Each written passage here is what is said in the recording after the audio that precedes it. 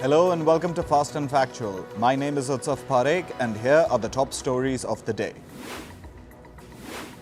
The Group of 7 nations began their annual summit yesterday. The G7 has agreed to use frozen Russian assets to raise $50 billion for Ukraine to help it fight the Russian invasion. In 2022, some $325 billion worth of Russian assets were frozen by the G7 following Russia's full-scale war on Ukraine. The assets generate interest worth about $3 billion per year. Indian Prime Minister Narendra Modi landed in Italy for the G7 summit last night. He is addressing an outreach session during the conference today. The Indian Prime Minister is also expected to meet several global leaders on the sidelines of the summit. This includes bilateral talks with his Italian counterpart, Giorgia Meloni.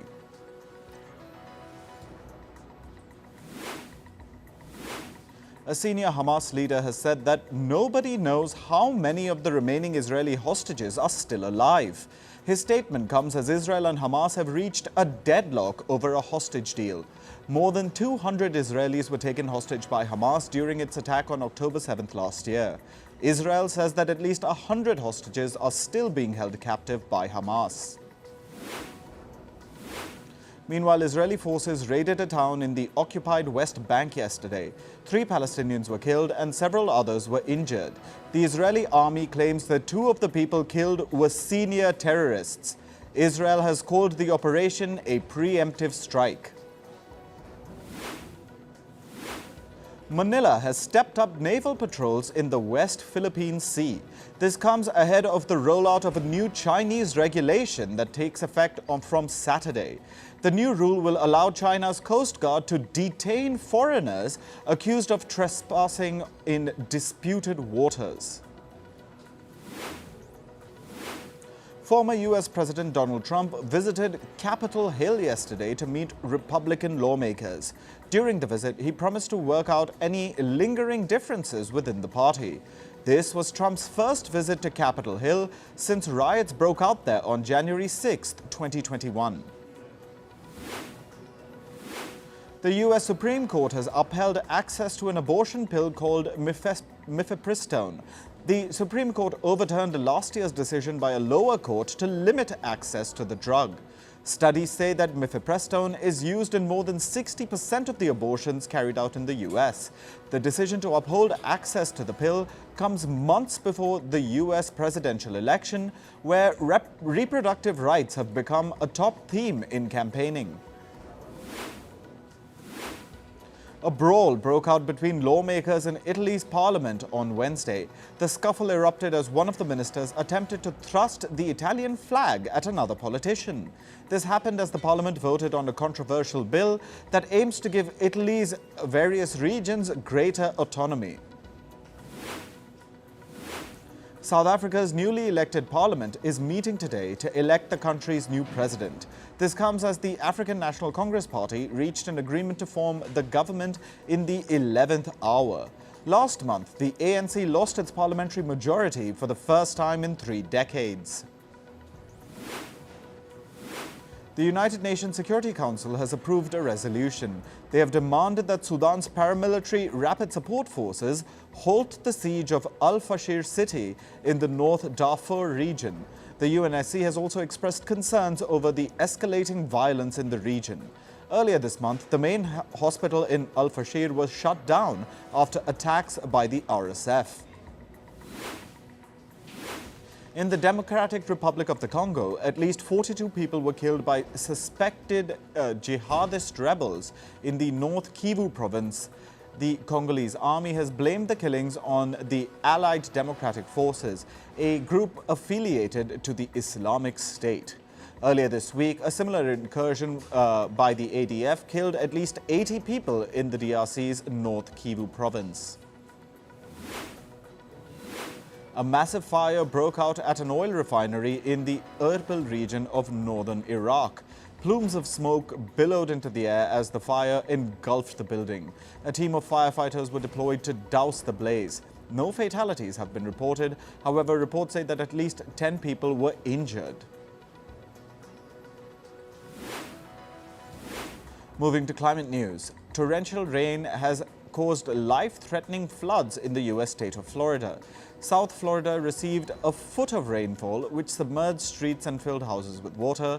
The National Weather Service in the U.S. has issued warnings for over 8 million people. The severe weather situation is expected to stay this way till Sunday. The wrath of torrential rain continues in parts of Spain. In Murcia, floodwater was seen gushing like a raging river on the streets. In another neighborhood, firefighters had to cut open a car's roof to rescue people from inside the vehicle. Heavy rain battered the Kalimpong district in the Indian state of West Bengal. The deluge damaged houses, roads and uprooted dozens of trees. Torrential rain frequently triggers deadly flash floods and landslides in the eastern region of India.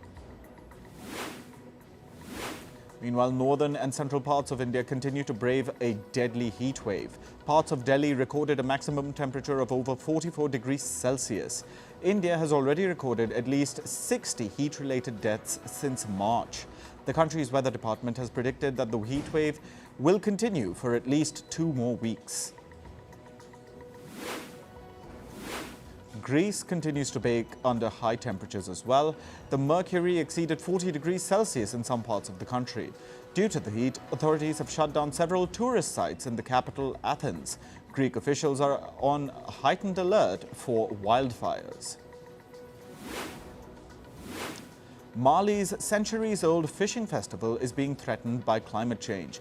Temperatures in the San town have touched 48 degrees Celsius, which has led to the death of several people. The rising temperature is also threatening a centuries-old festival, and people fear that the heat will evaporate water from ponds.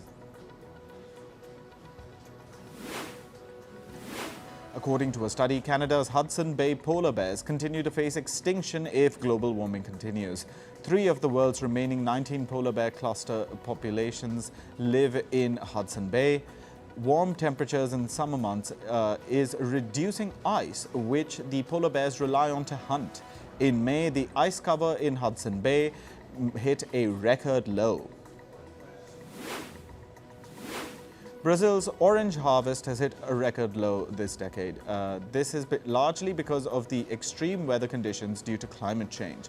The lack of rainfall and heat waves has started to affect the crops. On to business and tech news. Tesla shareholders have approved the $56 billion pay package for the CEO Elon Musk. The 2018 package was invalidated by a court in the state of Delaware earlier this year. According to experts, shareholder approval does not resolve the ongoing lawsuit of the pay package, though. They noted that the court may ask Tesla to prove that the voting was not influenced by Musk. Meanwhile, a Canadian national has pleaded guilty to stealing Tesla trade secrets in the US. The Canadian man is based in China and sells technology used in electric vehicles. The US Justice Department says that the man promised to sell Tesla's EV battery manufacturing technology to undercover government agents. A new report says that plane maker Boeing is probing a new quality issue with its 787 Dreamliner jets. This comes after Boeing recently found several incorrectly installed parts on some undelivered jets. This is the latest in a series of manufacturing issues that the plane maker has been facing. The U.S. Supreme Court has sided with the coffee chain Starbucks in a labor dispute case. Starbucks was sued for firing 7 employees from one of its stores as they attempted to unionize. Earlier, the U.S. National Labor Relations Board had temporarily halted the dismissal. It termed the move an unfair labor practice. The U.S. Supreme Court's ruling is expected to make it even harder for governments to help workers trying to unionize. The World Bank has approved a $2.25 billion loan to Nigeria. The loan aims to stabilize the country's economy and support its population. The World Bank says that the loan will help with economic reforms in the country. This comes as Nigerians have been facing sky-high inflation. Share prices of the design software firm Adobe surged by over 17% yesterday.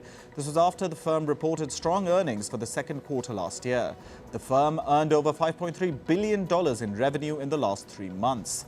Adobe has raised its earnings expectations for 2024 over growing demand for its software. A lawsuit has been filed against iPhone maker Apple. It claims that Apple systematically underpays female workers when compared to men. The lawsuit has been filed by 2 women who have worked at Apple for more than a decade. The iPhone maker has also been accused of favoring men in bonuses and promotions. An Austrian advocacy group has launched a complaint against Google's parent company, Alphabet. The group is called None of Your Business, or NOYB. It accuses Alphabet's Chrome browser of tracking user data. Alphabet is facing a similar case against its browser in the European Union. Microsoft has delayed the release of its new artificial intelligence feature called Recall. It was expected to be released with the firm's new AI-powered computer models next week. Recall tracks user browsing history and stores it on their computers. The tech giant says that its release has been halted due to privacy concerns. Chinese fintech giant Ant Group invested nearly $3 billion in artificial intelligence research last year. This is according to data released as a part of the Ant Group's sustainability report. It also showed that the fintech giant has received government approval to release its AI model called Bailing. The AI model has already been powering its online payments platform Alipay. Moving to sports, we start with cricket. Afghanistan have entered the Super 8 of the T20 World Cup. They beat Papua New Guinea by 7 wickets at the Brian Lara Stadium in Trinidad.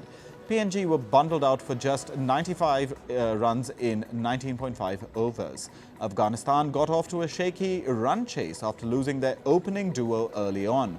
But then all-rounder Gulbuddin Naib steered Afghanistan to victory with 29 balls to spare. England have managed to keep their dream of defending the T20 World Cup title alive. They secured an 8-wicket victory over Oman at the tournament. Oman were dismissed for merely 47 runs in 13.2 overs, making it one of the lowest totals in T20 World Cup history. It took England just 19 balls to chase down the target of 48. Meanwhile, Bangladesh inched closer to securing a spot in the Super 8 of the T20 World Cup. They beat the Netherlands by 25 runs yesterday. Bangladesh's Shakib Al Hassan scored 64 runs as the Tigers put up a total of 159. The Netherlands managed to score 134 runs for 8 wickets in their 20 overs. 21-year-old spin sensation Rishad Hossain snapped 3 wickets for Bangladesh. In football, the Players' Union International Federation of Professional Footballers, or FIFPRO, have initiated legal action against football's world governing body, FIFA. This is over FIFA's decision to schedule an expanded 32-team Club World Cup in 2025.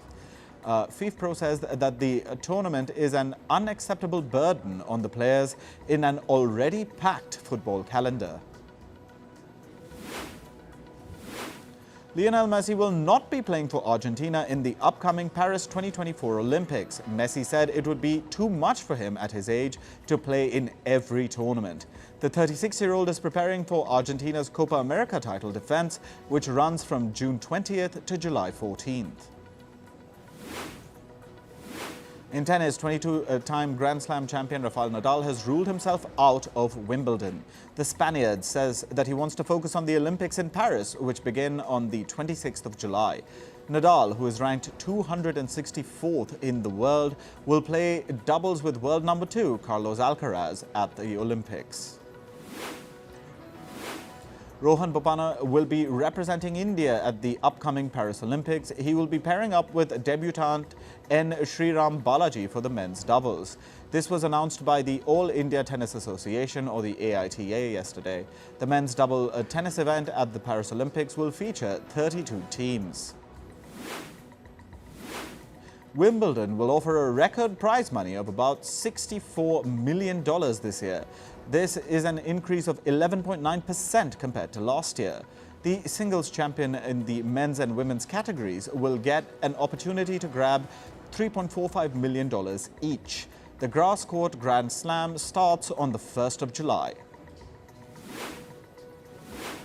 In badminton, Indian shuttler H.S. Pranoy has entered the quarterfinal of the Australian Open. The fifth seed Indian defeated Misha Zilberman of Israel 21-17, 21-15 in the round of 16. With the win, Pranoy has made his way into the top 10 world rankings in the men's singles category. Meanwhile, India's Sameer Verma secured a surprising victory at the Australian Open. He downed world number 12 Loh Kien Yew 21-14, 14-21, 21-19 in a contest that lasted 62 minutes. The Indian is ranked 114th in the world, whereas his Singaporean opponent was a former world champion. Now for entertainment news. A new season of Bridgerton is expected to drop in by 2026. Showrunner Jess Brownell said that they are almost done writing the script. The whole process of shooting and editing will be done in a 2-year window. Nicola Coughlan has shut down trolls who were claiming that Bridgerton photoshopped her waist. She said in an interview that her body shape might be changing. Coughlan believes that it is because of the corsets that she wore over the shoot of 3 seasons. Actor Kate Winslet has revealed that she was body shamed after doing Titanic. She said it went on for years. She added that in today's time, women can share their body on their own terms. Matt Bomer is claiming that he lost out on playing Superman because of his sexuality. He said that during that time, someone's sexuality could be weaponized against the individual. Bomer said that he signed a 3-year picture deal, but the films never saw the light of day. He publicly came out as gay in 2012. Actor Hunter Schafer has joined the Blade Runner 2099 TV series. She will star opposite Michelle Yeoh. The series is a sequel to the original Blade Runner film. The storyline has been kept under wraps so far. House of the Dragon has been renewed for Season 3. This comes days ahead of its Season 2 premiere on the 16th of June. The show is a spin-off of the Game of Thrones series. It's based on books by George R.R. Martin.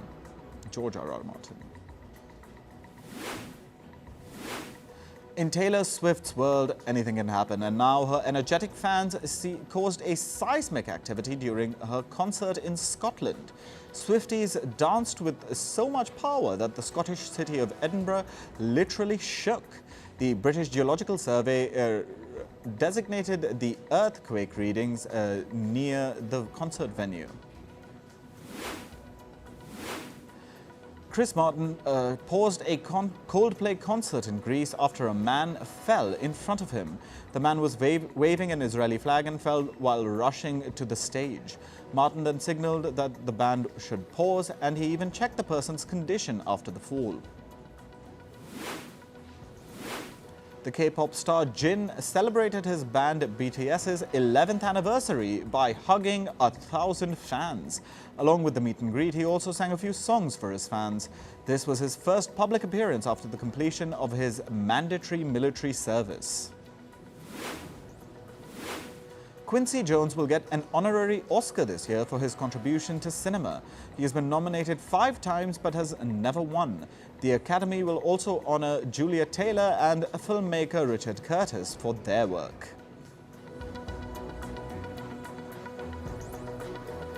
That's all for this episode of Fast and Factual. Thank you for watching and stay tuned to First Post.